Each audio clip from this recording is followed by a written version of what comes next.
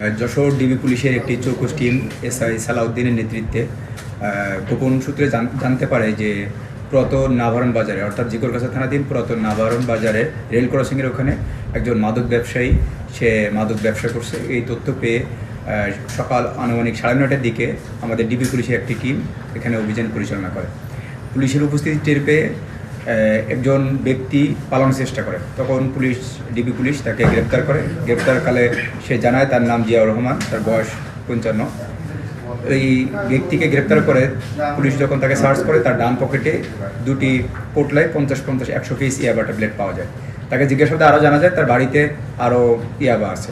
পরবর্তীতে পুলিশ তাকে নিয়ে তার বাড়িতে সার্চ করে, তার বাড়ির মধ্যে শয়নকক্ষের যে তার সানসেটের উপরে দুইটা জিপারযুক্ত পলি প্যাকে 100 পিস করে আরও 200 পিস অর্থাৎ সর্বমোট 300 পিস ইয়াবা ট্যাবলেট পাওয়া যায়।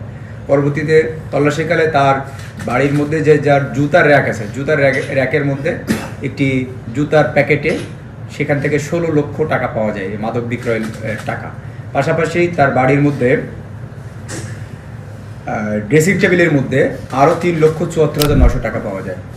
সর্বমোট তার বাড়ি থেকে 19,74,900 টাকা এবং বাড়ি থেকে 200 পিস ইয়াবা এবং তার পকেটে থাকা আরও 100 পিস ইয়াবা, সর্বমোট 300 পিস ইয়াবা এবং 19,74,900 টাকা পাওয়া যায়।